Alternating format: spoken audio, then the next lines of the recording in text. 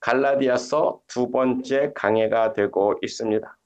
본문에 있는 그 말씀 그대로 사도 바울이 말했죠. 다른 복음은 없도다. 그래서 저도 그 말씀 따라서 다른 복음은 없다라는 말씀으로 오늘 강의를 시작하고자 합니다. 다른 복음은 없습니다. 복음, 다른 복음. 먼저 생각해 볼 것이 복음이라는 것이 무엇인가? 그 복음이 도대체 무엇인가 우리가 한번 생각하고 한번 분명히 확고히 짚고 넘어갈 필요가 있다고 생각이 돼요. 복음이란 유안겔리온이라는 헬라어에서 번역된 단어예요. 영어로는 가스펠이라고 하고요. 굳이 이것을 한국말로 해석을 하면 굿뉴스, 좋은 소식이라는 뜻입니다. 그러니까 복음이란 좋은 소식이라는 말씀이 되고 있는 거예요. 그런데 좋은 소식이라고 하면 굉장히 주관적입니다. 그렇죠? 누구에게도 좋은 소식일 수 있고 어떤 사람에게 나쁜 소식일 수도 있고 어떤 소식이라는 것이 좋은 소식이라는 것이 굉장히 주관적이라는 것을 생각해 볼 수 있는데 그런 면에서 하나님이 우리에게 주신 복음은 객관적으로 모든 사람들에게 좋은 소식이 되어야 복음이 될 수가 있는 겁니다. 그렇다면 온 인류, 이 세상 모든 사람들에게 좋은 소식이 돼야 복음이 되는 건데 그렇다면 우리 인생들이 우리 모든 인류가 바라고 살아왔던 동일했던 소망이 있었을 거라는 것을 생각해 보게 되는 거죠. 우리 인간들이 살아가는 데 있어서 항상 존재했고 우리에게 필요로 했던 것이 무엇이었을까라고 한번 우리가 생각해 볼 때 바로 종교라는 겁니다. 사람이 두세 사람만 모이면 그곳엔 종교가 생깁니다. 왜냐하면 인간은 죽기 때문에 그래요. 인간은 죽을 수밖에 없기 때문에 내가 죽으면 어디로 가는지 거기에 대한 퀘션을 갖게 되고 두려움을 갖고 있기 때문에 그 죽음 사후의 생명에 대해서 생각을 할 때 두렵기 때문에 우리가 좋은 데 간다. 영생한다. 천국에 간다라는 소망을 갖기 위해서 종교가 만들어지는 거예요. 그 종교에는 그리고 또 항상 신에게 바쳐지는 제사가 있었습니다. 그렇죠. 신에게 제사를 지냈어요. 신에게 동물을 죽여서 제사를 바치거나 심지어는 사람을 죽여 바쳐서 신에게 희생의 제물로 바쳤는데 그런 제사, 왜 신에게 제사를 드렸을까? 그 제사의 의미가 도대체 무엇이었을까? 우리가 한번 생각해 보자라는 거예요. 오래전에도 한번 나눈 말씀인데 한문은 상형 문자요, 뜻 글자예요. 그래서 한문에는 그 말에 함축된 의미가 그대로 그려져 있습니다. 그래서 그 한문을 통해서 이 제사가 무엇인지 우리가 생각해 보면 정확히 그 제사의 의미가 우리가 어떤 건지 생각해 볼 수가 있는 거예요. 한문을 아시는 분들은 아시겠지만 제사라고 할 때 제자는 고기 육자의 보일시 그리고 또자를 써서 제자라고 이야기를 합니다. 그 뜻을 해석을 하면 오른손으로 고기를 신에게 바쳐서 내 자신을 보이는 것이 제자예요. 그러면 사자는 또 보일시에다가 뱀 사자가 들어갑니다. 그러니까 신에게 뱀을 보여주는 것이 제사할 때 사자가 되는 거예요. 그렇다면 제사라고 한다면 신에게 뱀 고기를 바쳐서 내 자신을 보여드리는 것이 제사가 된다라는 건데 아마 신이라는 존재가 그 당시 어떤 신인지는 모르겠지만 뱀 고기를 되게 좋아했던 신이 아니었을까 뭐 그런 생각을 가져봐요. 여러분 그래서 제사라고 생각합니까? 그게 제사라고 여러분 생각하세요? 아니죠. 문자적으로 보면 그런 의미가 되는데 절대 아니라는 겁니다. 제사란 신에게 내 안에 있는 뱀의 마음을 보여드리는 거예요. 그것을 보여드릴 때 내 죄를 용서해 달라고 고기 생명을 바쳐서 대신 나를 용서해 주십시오라고 드리는 것이 바로 제사라는 겁니다. 이것이 진정한 제사의 의미, 아주 성경적인 제사의 뜻이라는 제사의 의미라는 거예요. 왜냐하면 아담이 이 세상 인류의 첫 번째 사람 아닙니까? 하나님께서 처음에 만든 사람인데 이 사람이 죄를 짓고 시작된 제사이기 때문에 기원전 5,400년, 지금으로부터 5,400년 전에 갑골 문자에다가 한문 초기의 문자에다가 그림을 그려서 신에게 내 자신을 보이는데 고기를 바쳐서 나를 보이고 거기다가 뱀을 그려서 뱀의 마음을 신에게 보이는 것이 바로 제사라고 한문의 상형 문자로 분명히 그려놓아 버린 겁니다. 왜? 그게 처음 아담이 그렇게 드렸던 제사였기 때문에 그래요. 그런 회개의 제사, 하나님께 내 안에 있는 그 뱀의 마음을 보여드리는 그 제사가 시간이 지나면서 변질이 되는 거예요. 변질이 돼가지고 이제는 조상신들에게도 제사를 드린다고 하는데 문자적인 그 제사의 의미는 절대 그런 제사에 맞는 게 아니에요. 제사란 뱀의 마음을 하나님께 보여드리고 내가 죽을 죄인이지만 나 대신 한 생명을 바쳐서 나를 용서해달라고 드리는 제사가 진정한 제사라는 겁니다. 여러분 뱀의 마음, 뱀이라는 거 알고 계시죠? 창세기에서 마귀가 뱀으로 가장을 해서 아담과 하와를 속여 죄를 짓게 합니다. 사탄이가 뱀의 형상으로 나와서 아담과 하와한테 너도 이 선악과를 먹으면 하나님처럼 될 수 있어라고 속여가지고 아담과 하와가 선악과를 먹었는데 그 선악과를 먹어서 하나님이 먹지 말라 한 선악과를 먹은 순간 그 뱀의 죄악이 이 안에 들어와서 우리 안에 뱀 한 마리가 꽉 자리 잡고 있어가지고 늘 죄를 짓고 범죄하게 되는 거예요. 그것을 우리가 sin nature라고 이야기합니다. 또는 원죄라고 이야기를 하죠. 그 뱀의 마음을 하나님께 보이는 것이 회개하는 것이 제사란 말입니다. 아주 성경적인 단어예요, 제사는. 그런데 우리가 왜 회개를 해야 합니까? 왜 종교에는 왜 제사를 지내면서 그렇게 하나님 앞에 신에게 제사를 지낼까? 다 용서받고 천국 가는 것이 모든 인간이 가진 꿈이었기 때문에 그렇습니다. 그래서 모든 종교는 죽은 다음에 천국 가는 것, 영생하는 것, 극락 가는 것을 궁극적인 목적을 가지고 있게 되는 거예요.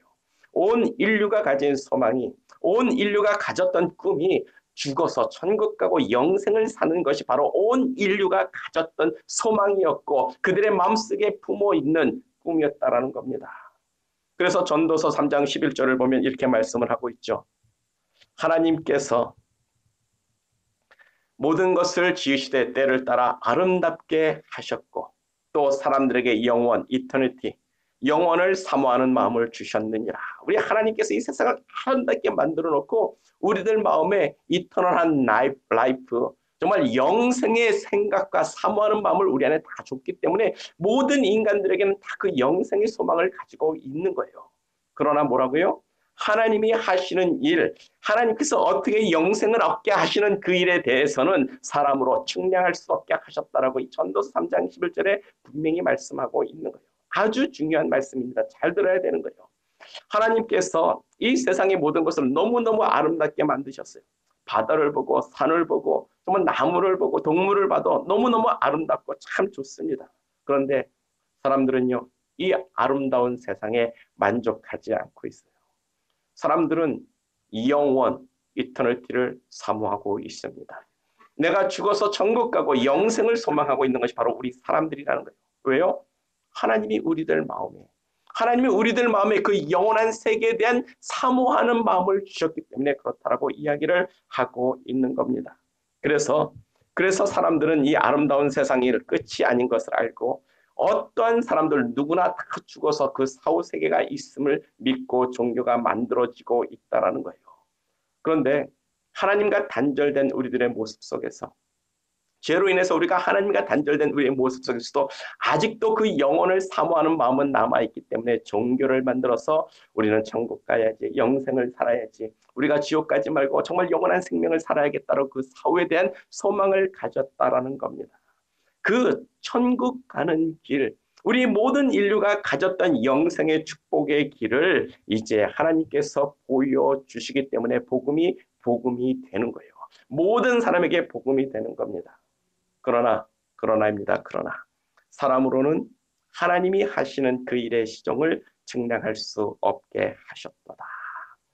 인간들이 이렇게 천국을 가고 싶어 해서 정말 이 땅에 존재하기 시작한 그 순간부터 종교들이 만들고 신이 만들어지는데 그렇다고서 우리가 그렇게 해가지고 천국 갈 수 있는가? 영생을 살 수 있는가? 그것은 사람으로 찾을 수 없게 하셨다라는 겁니다.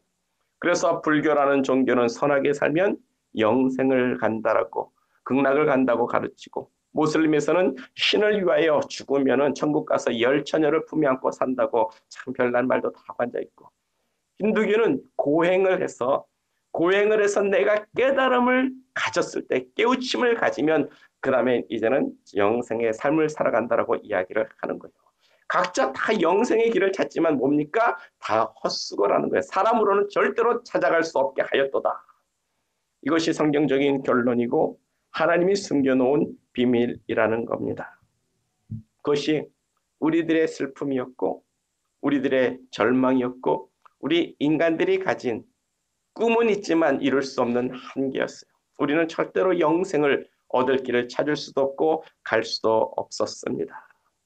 그 길을 보여주신 것이 복음이기 때문에 복음이 되는 거예요. 누구도 하나님이 허락하지 않으면, 하나님이 가르쳐주지 않으면 그 길을 갈 수가 없습니다. 우리 스스로는 절대로 찾아갈 수 없다는 거예요. 그것을 확인시켜 주시는 것이 바로 율법이라는 겁니다. 율법. 하나님께서 이 세상의 많은 사람들 중에 아브라함을 선택하셨어요. 아브라함을 선택하셔서 그러한 큰 민족을 만들고 내가 너희들에게 율법을 줄 테니 이제부터 너희가 율법을 지켜서 너희들이 옳게 살아서 바르게 살아서 한번 의롭게 살아서 구원받아 보라고 주신 것이 바로 율법입니다. 그런데 안 되는 거예요. 그래서 의인은 없나니 하나는 없다는 결론에 성경은 도달하고 절망스러운 우리 인간들에게 하나님께서 주시는 것이 그래 봐라. 너희들이 그렇기 때문에 내가 시종일관 준비한 것이 바로 이곳이라고 우리들에게 여자의 후손으로 오실 예수를 예언해 주시고 우리에게 그 할례를 통해서 언약의 자손으로 오실 예수를 보여주시고 우리에게 그 다윗과 언약하셔서 그 다윗의 자손으로 오시는 예수를 성경으로 예언해 주셨다라는 거예요. 그리고 마침내 2000년 전에 이 땅에 예수님이 오셨습니다. 하나님께서 그 예수를 보내시는 거예요. 그 예수의 이야기가 바로 복음입니다. 모든 인간들에게 주신 그 영혼을 사모하는 마음, 내가 죽어서 어디로 갈까? 내가 죽어서 암흑 가운데 무너진 데 지옥서로 갈까? 아니면 내가 정말 하나님이 주신 그 소망, 정말 우리에게 주신 그 천국 소망과 영생의 소망을 가지고 그곳으로 갈까? 그 두려움 속에 있었던 우리 인간들에게 참된 길을 보여주시는 것이 복음 좋은 소식이라는 겁니다. 바로 예수 그리스도가 사람으로 측량할 수 없게 하신 하나님의 비밀이었습니다. 그래서 지난주 본문 4절을 보면 그리스도께서 하나님 곧 우리 아버지의 뜻을 따라 이 악한 세대, 즉 뱀같이 악한 이 세대에서 우리를 건지시려고 우리의 죄를 위하여 자기 몸을 들이셨도다. 아멘. 예수님께서 우리 인류가 거진 5,000년을 넘게 드렸던 그 제사를 단번에 자기 몸을 제사로 제물로 드려서 우리의 모든 뱀에 있는 이 마음, 뱀의 마음을 다 용서해 주시는 거예요. 더 이상 피의 제사가 필요가 없는 겁니다. 이제는 예수 그리스도 앞에 나가서 예수 그리스도가 나의 구주이심을 믿고 메시아이심을 믿고 하나님의 아들이심을 믿고 그 앞에 나가 나는 죄인입니다. 나는 부족한 존재입니다. 나는 의롭지 못한 사람입니다. 나는 더럽습니다. 나는 구원받지 못할 존재입니다. 그럼에도 하나님 예수를 나에게 보내주셔서 나의 죄를 속죄하시니 내가 예수를 나의 구주로 영접합니다. 그러면 아버지께로 가는 길이 열리는 거예요. 그래서 나는 길이요 진리요 생명이니 나로 말미암지 않고는 아버지께로 올 자가 없느니라. 아멘. 예수가 이 땅에 오심으로 우리들에게 영혼의 문제가 해결이 됐습니다. 이것이 복음이에요. 절망된 인류에게, 소망을 이룰 수 없는 우리 인류에게 가장 좋은 소식이 되기에 복음입니다. 아멘. 우리에게는 영생의 길이 열렸고 영원한 생명을 살 수 있는 길이 열렸어요. 더 이상 우리 죄를 위하여 드릴 제사가 필요 없습니다. 또 다른 종교도 필요 없습니다. 오직 예수가 하나님의 아들이시며 우리의 구원자이시며 메시아가 되심을 믿으면 되는 거예요. 예수를 믿으면 그가 나를 위하여 십자가에 못 박혀 죽으신 내 죄를 대속하신 하나님의 아들이심을 믿으면 이제는 하나님의 자녀가 되는 권세를 누리게 되는 겁니다. 아멘. 그래서 의인은 믿음으로 말미암아 살리라. 우리는 믿음으로 사는 거예요. 내 죄가 예수 안에서 속죄된 것을 믿고 예수 안에서 우리가 죽어도 부활할 것을 믿고 예수 안에서 하나님의 자녀가 된 것을 믿으면 그것이 우리의 의가 돼서 하나님 볼 때 정말 나를 믿으니 너무너무 고맙다고 우리를 의롭게 여겨주시는 거예요. 우리는 아무것도 아니지만 그 하나님, 우리를 위해서 우리를 정말 죽도록 사랑하셔서 우리를 위해서 예수 그리스도를 주셨는데 그 예수가 진정한 하나님의 사랑임을 믿고 그 예수를 영접하는 것만큼 하나님이 기뻐하시는 일이 없는 겁니다. 너무 좋은 길이고 너무 좋은 소식이고 우리가 기뻐 받았고 너무 예수를 믿었고 우리가 하나님을 사랑했었는데 갈라디아 사람들이 이 복음을 들었고 우리와 같이 예수를 영접했고 믿음으로 하나님의 자녀가 됐는데도 불구하고 그 복음을 버리고 율법으로 가고 있다라는 거예요. 이게 갈라디아서의 문제입니다. 그래서 첫 번째로 사도 바울이 말씀하는 거죠. 율법으로 돌아가는 사람들은 참 이상한 사람들이라는 겁니다. 본문 6절이요. 그리스도의 은혜로 너희를 부르신 하나님을 이같이 속히 떠나 다른 복음 쫓는 것을 내가 이상히 여기노라. 아니 이런 복음이 또 어디 있는가?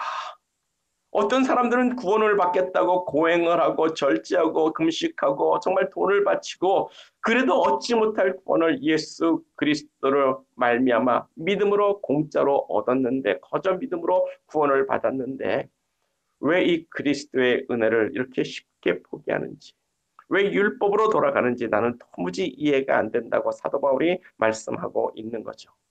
왜 사람들이 복음을 버리고 다시 율법, 다른 복음이라고 하는 율법으로 돌아가고 있을까? 여기서 율법이란 유대인의 율법을 의미하지만 율법이 의미하는 바는 우리의 행위입니다. 율법을 지키는 행위로 구원받는 것을 의미하는 것, 그것이 바로 율법이에요.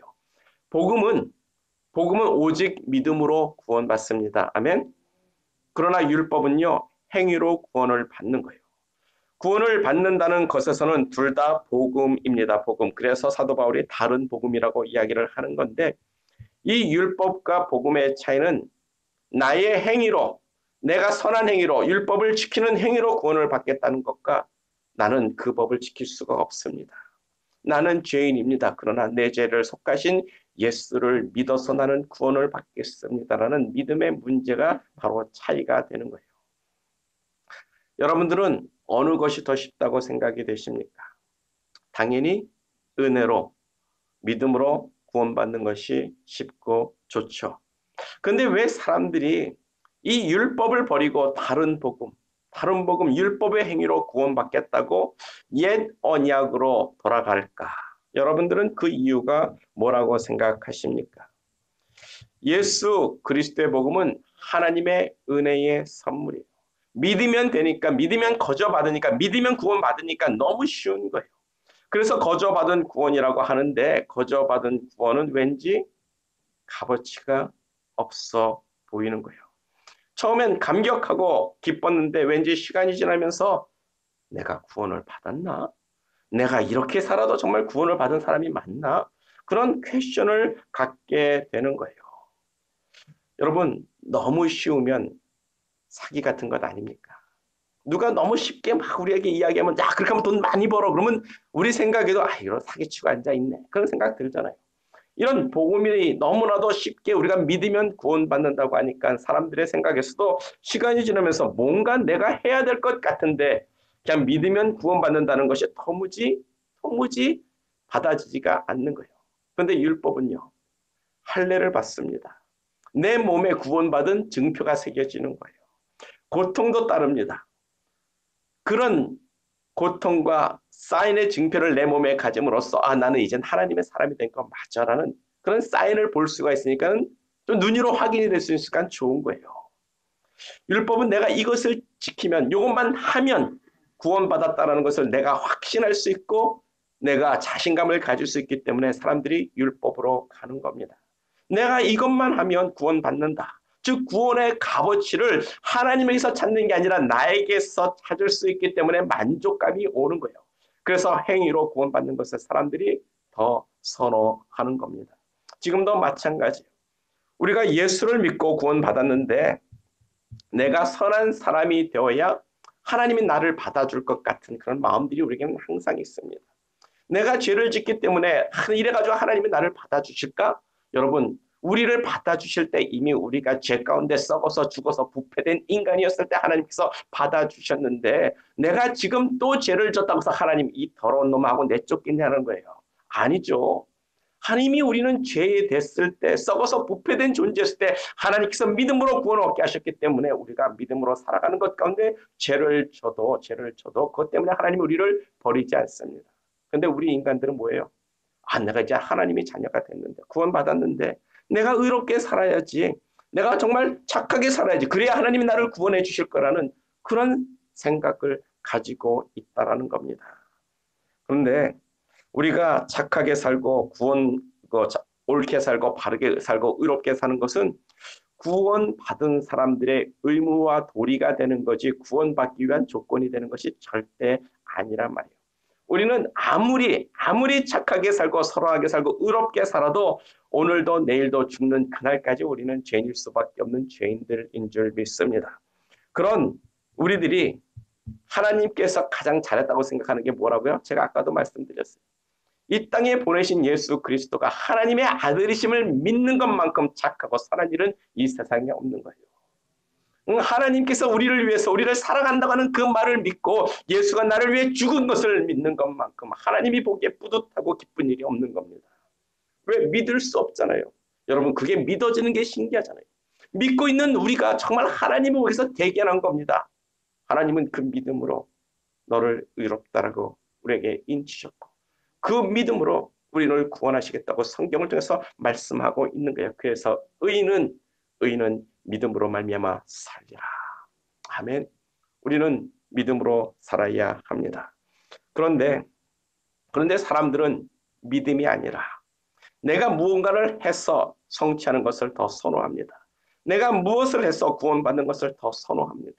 확실하니까. 그래서 율법의 행위로 쫓아가는 건데 구약 성경 이스라엘의 역사를 통해서 우리가 알 수 있는 것이 사람은 율법을 지켜서 행위로 의로워질 수 없다라는 결론을 분명히 우리에게 말씀해 주고 있어요.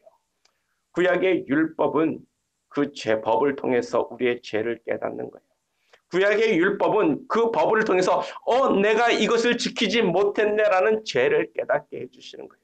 하나님의 스탠다드가 바로 여기까지라는 것을 우리에게 가르쳐주고 그 스탠다드에 못 미치는 우리의 모습을 보여주고자 법을 주신 겁니다. 그래서 제사법이 있고 속죄제가 있고 번제를 드려서 죄 용서를 받게 하는 거예요.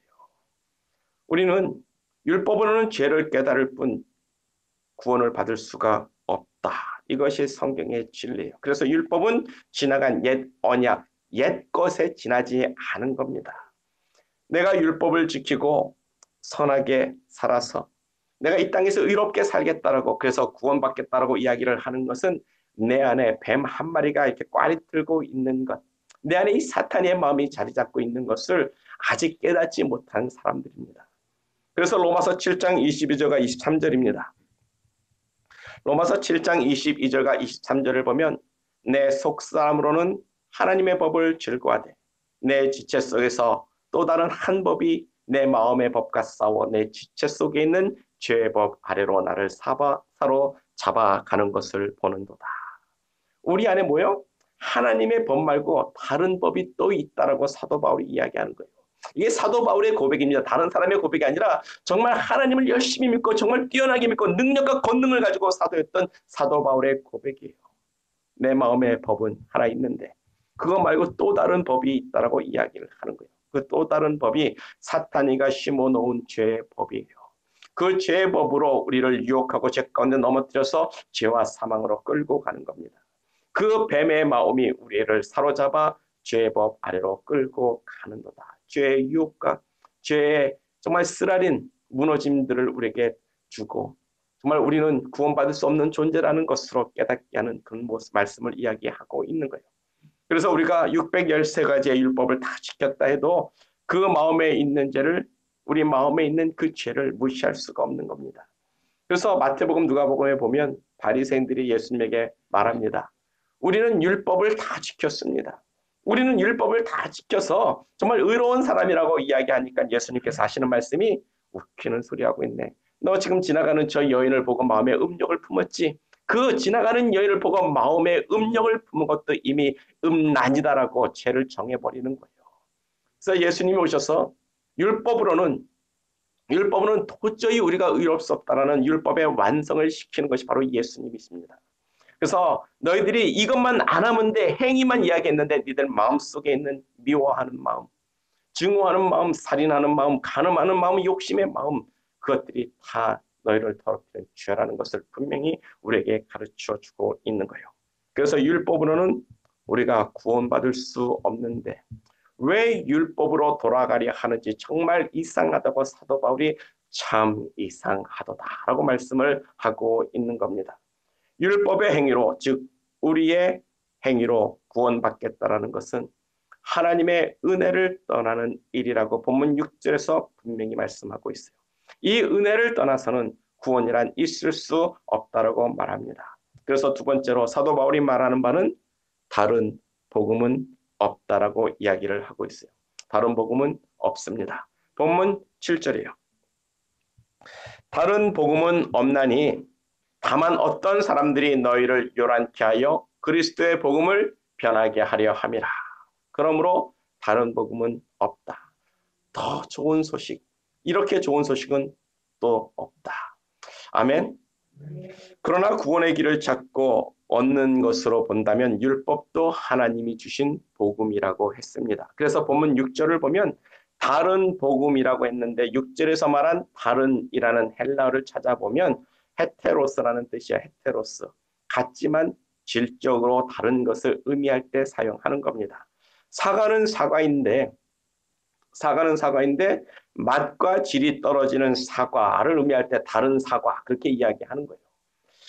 그러니까 율법도 복음은 복음입니다. 복음은 맞아요. 왜?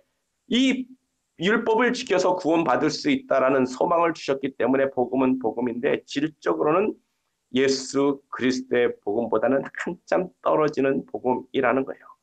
그리고 방금 읽은 7절에서도 다른 복음이라고 이야기하는데 여기서 사용된 다른이라는 헬라어 단어는 알로스라는 단어예요. 같지만 똑같지만 다르다는 것을 의미하는 겁니다. 우리가 도요타 캠리가 있습니다. 내 차는 도요타 캠리인데 다른 도요타라고 할지 이야기할 때 쓰는 다른이라는 뜻이에요. 그러니까 예수 그리스도의 복음하고 똑같은 복음은 이 세상에 절대로 없다라는 말씀을 우리에게 주는 겁니다. 그러니까 질적으로 같은 복음, 예수 그리스도의 복음과 같은 복음은, 좋은 소식은 이 세상에 없다라는 거예요. 율법은 그리스도 예수의 복음에 비교할 대상이 안 되는 겁니다. 물론 율법도 복음이었기에 지금도 율법을 다 지킬 수 있는 사람이 있다면 지금도 율법을 지켜서 구원받을 수 있을 거예요. 그러나 이 세상 사람들이 그 마음의 죄를 안 지는 사람들이 있겠습니까? 미움, 증오, 갈등, 우리의 성적인 욕구와 음란과 욕심들의 그 마음속을 우리의 마음속에서 배제하고 빼낼 수가 있을까? 모르겠습니다. 우리 신현덕 할아버지 나이쯤 되면 이제 연로하시니까 이제 그런 거 다 버리고 살 수 있을지 전 모르겠어요. 우리의 심령 가운데 정말 우리의 마음속에서 그런 죄악된 마음을 과연 포기하고 없이 살 수 있을까? 아마 저는 아니라고 생각이 됩니다. 어떤 사람은 죽는 순간에도 증오하기도 하고 죽는 순간에도 미워하기도 하고 어떤 사람은 죽는 순간에도 하나님을 원망한다고 합니다. 우리 마음의 이 뱀 한 마리는 우리가 죽어서 없어지기 전까지는 절대로 사라지지 않는 거예요. 그래서 우리가 sin nature라고 이야기하고 원죄라고 이야기를 합니다. 그래서 의인은 없다니 하나도 없도다. 이것이 진리예요. 우리는 복음 아니면 살 수 있는 존재가 아닙니다. 우리는 복음이 아니면 우리 안에 있는 이 뱀의 마음을 이길 수 있는 존재가 아니라는 거예요. 그래서 로마서 7장 24절과 8장 1절을 보게 되는데 방금 아까 로마서 7장 22절과 23절에서 말했던 사도 바울의 고백입니다. 나는 곤고한 자로다. 왜요? 내가 육신으로는 하나님을 법을 섬기지만 죄의 법 아래로 나를 끌어가는 또 다른 지체가 있기 때문에 나는 곤고한 자라는 거예요. 하나님을 믿지만 나는 죄를 질 수밖에 없는 존재라고 이야기를 하는 겁니다. 그래서 나는 곤고한 자로다. 이 사망의 몸에서 누가 나를 건져내랴. 이것이 바로 저희들과 우리들의 여러분들의 처지가 아니겠습니까? 우리는 곤고한 사람들이야. 사망의 몸이에요. 하나님을 섬긴다고 하면서 반드시 죄를 함께 지고 사는 인간들입니다. 그러나 우리 주 예수 그리스도로 말미암아 감사하리로다 하면 그런즉 마음으로는 하나님의 법을 육신으로는 죄 법을 섬기는도다. 우리 인간은 어쩔 수 없이 하나님을 섬기면서도 내 마음 육적으로는 결국은 이 세상에 죄를 질 수밖에 없는 존재라는 거예요. 그래도 감사하다는 겁니다. 그래도 감사하다는 거예요. 내가 하나님을 섬기고 이 세상의 죄 가운데 살 수밖에 없는 존재이지만 그래도 내가 감사하노라. 왜요? 로마서 8장 1절 이어지는 본문입니다.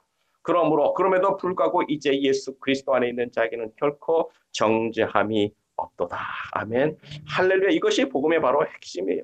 우리는 죄를 질 수밖에 없는 존재입니다. 하나님을 믿는다고 이야기하지만 나는 하나님을 믿습니다라고 이야기하지만 결국 뒤에 가면 거짓말할 수밖에 없고 마음에 음란한 죄를 짓고 때로는 행위로 거짓된 행위를 하며 악한 일도 할 수 있는 존재들이라는 거예요. 그런 우리의 곤고한 우리 인생들이 이제는 감사할 일이 생겼는데 뭐예요? 예수 그리스도 안에 있는 자에게는 결코 정잠이 없다라는 겁니다. 왜입니까? 여러분 일사부재리의 법칙이라고 한번 들어보셨나요? 이 세상의 법정에서도 이미 로마 시대 때 이런 법이 있었어요.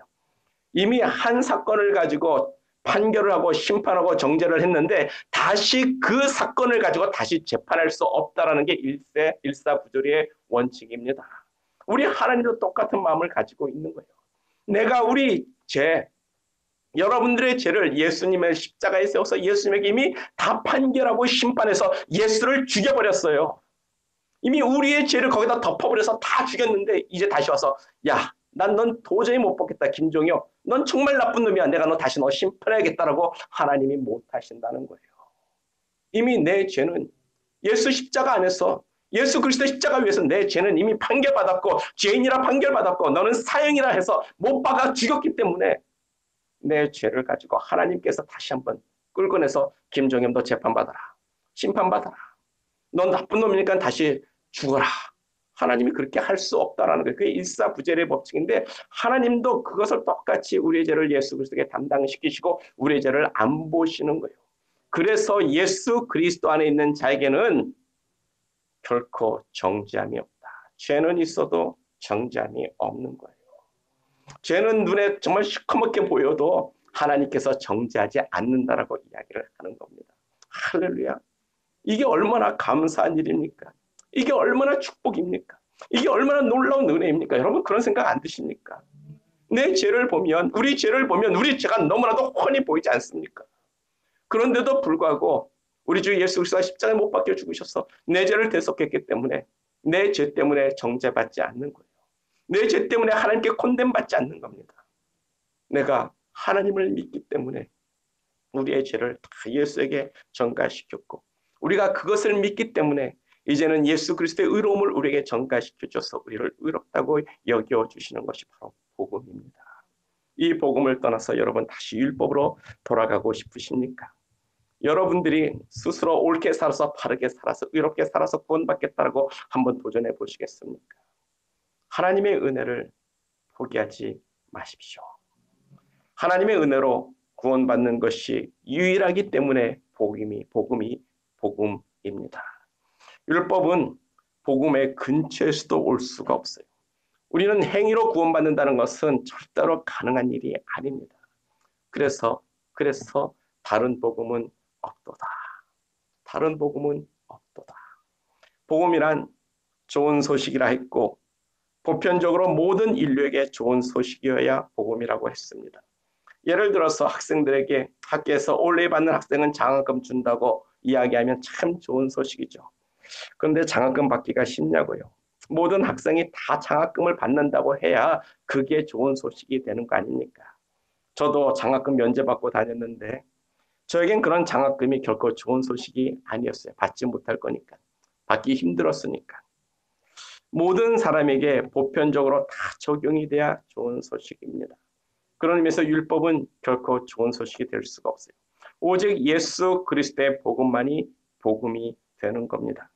지금도 어떤 사람들은 자신의 행위로 구원을 받는다고 옳게 살라고 가르치지만 구원이라는 것은 누가 건져줘야 구원을 받는 거예요. 그래야 구원입니다. 그래서 구원은 은혜이고 선물이 되는 거예요. 에베소서 2장 8절입니다.